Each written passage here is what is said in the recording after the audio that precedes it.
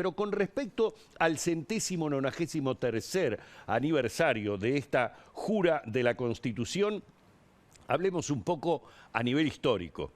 Hablemos un poco que, bueno, con esta primera Constitución, que como ya lo decía Beatriz Argimón en su discurso, se juró allí en el Cabildo de Montevideo, nuestro país realmente a partir de ese momento pasa a ser un Estado soberano e independiente. Tuvo la característica de la que se aplicó durante más tiempo, según nos contó y nos detalló el historiador Carlos de Masi.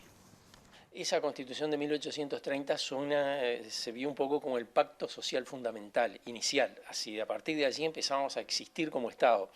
Y eso era para la época un dato muy importante, por eso la fecha del 18 de julio era la más importante de todo el calendario. Era una característica, se fue aplicando muy gradualmente, de forma tal que uno puede decir dos afirmaciones contradictorias que resultan las dos verdaderas.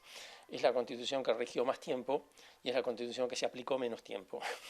Porque estrictamente, si bien se aprueba en 1830 y se cambia por primera vez en 1918, la aplicación plena de la Constitución recién se consigue en 1907 cuando se instala la Suprema Corte de Justicia. Es decir, hasta ese momento el Poder Judicial no tenía formato constitucional, recién allí lo adquiere. Es la Constitución que rigió más en el tiempo y se aplicó menos. La plena vigencia de la Constitución sería de unos 11 años. El siglo XX uruguayo es muy afecto a cambiar la Constitución. Es muy interesante eso porque, aunque la Constitución técnicamente es rígida, es decir, necesita un procedimiento especial para modificarse, en los hechos pareció muy flexible. Se cambiaba en momentos cada 10 años. Fíjate que hubo una en el 34, otra en el 42, otra en el 52, otra en el 67. Digamos que fueron cambios grandes de la Constitución. Había sido la anterior en el 18.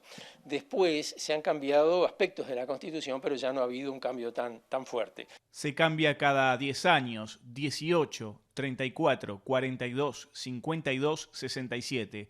Fueron cambios grandes, después se cambiaron aspectos. En cuanto a la importancia de ese día, el historiador señaló: el único país que existe sin Constitución es Inglaterra. La Constitución en cierta medida propone un Estado ideal y ese Estado ideal es, digamos, el de la plena vigencia de esa Constitución. Por eso, digamos, se consideró tan importante cuando se terminó de aplicar la Constitución de 1830 porque finalmente teníamos una Constitución. Ya para entonces hacía 20 años que se estaba hablando de cambiarla, ¿no? También es bueno tener presente eso. Pero, digamos, en buena medida las constituciones son las que le dan identidad a los países. Digamos, ese pacto fundacional original es un poco el que para los países y para las sociedades es un poco como su acta de nacimiento como Estado y como entidad política.